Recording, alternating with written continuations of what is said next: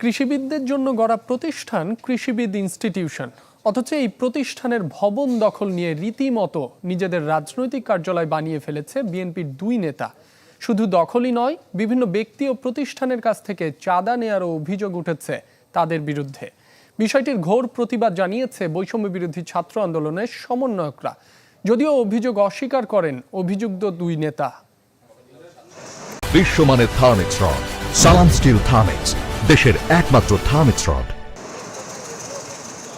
কৃষিবিদ ইনস্টিটিউশনের ডরমিটরি এটি। সাধারণ কৃষিবিদরা ঢাকার বাইরে থেকে আসলে স্বল্প খরচে থাকেন এখানেই। কিন্তু ছাত্র জনতার বিপ্লবের পরেই সেই চিত্র পাল্টে গেছে, হয়ে উঠেছে রাজনৈতিক ব্যক্তিদের অফিস।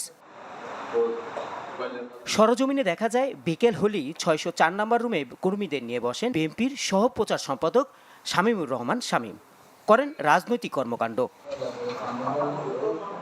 আর বাকি রুমগুলো দখলে রেখেছেন এগ্রিকালচারিস্ট অ্যাসোসিয়েশন অব বাংলাদেশ অ্যাবের আহ্বায়ক রাশেদুল হাসান হারুন ও তার অনুসারীরা। শুধু দখলই নয়, বিভিন্ন ব্যক্তি ও প্রতিষ্ঠানের কাছ থেকে চাঁদা নেওয়ার অভিযোগও উঠেছে তার বিরুদ্ধে।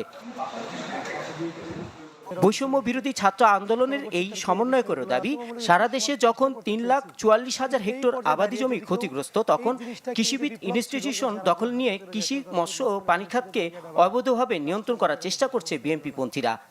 শামীমুর রহমান শামীম এবং রাশেদুল হাসান হারুন বিএনপির একাংশ কৃষিবিদ ইনস্টিটিউটকে দখল করেছে এবং তা দখল করে বিভিন্ন ধরনের চাঁদাবাজি এবং উল্টোপাল্টা কার্যকলাপ পরিচালনা করছে। আমাদের যে আন্দোলন ছিল সাধারণ জনতার জন্য, সাধারণ মানুষের জন্য, সাধারণ কৃষিবিদদের জন্য, সেই জায়গা থেকে আমরা সাধারণ কৃষিবিদ এবং শিক্ষার্থী যারা রয়েছে তারা মিলে ওই সমস্ত দলীয় মদতপুষ্টদের প্রতিহত করব এবং তাদের বিরুদ্ধে কঠোর পদক্ষেপ নেব। এদিকে অভিযুক্ত শামীমুর রহমান শামীম ও রাশেদুল হাসান হারুন এই অভিযোগ অস্বীকার করেন।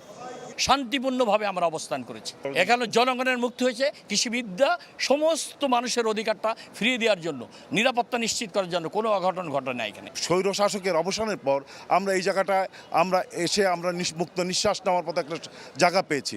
এছাড়া কোনো দখলদারিত্বের কোনো প্রশ্নই ওঠে না, কোনো কিছু আসে না এখানে। কৃষক লীগের সভাপতি সমীর চন্দ্র এবং সাবেক প্রধানমন্ত্রী শেখ হাসিনার বিশেষ সহকারী মশিউর রহমান হুমায়ুনের ব্যবসায়িক অংশীদার রাশেদুল হাসান হারুন। রহমান ফয়েজ, চ্যানেল 24, ঢাকা।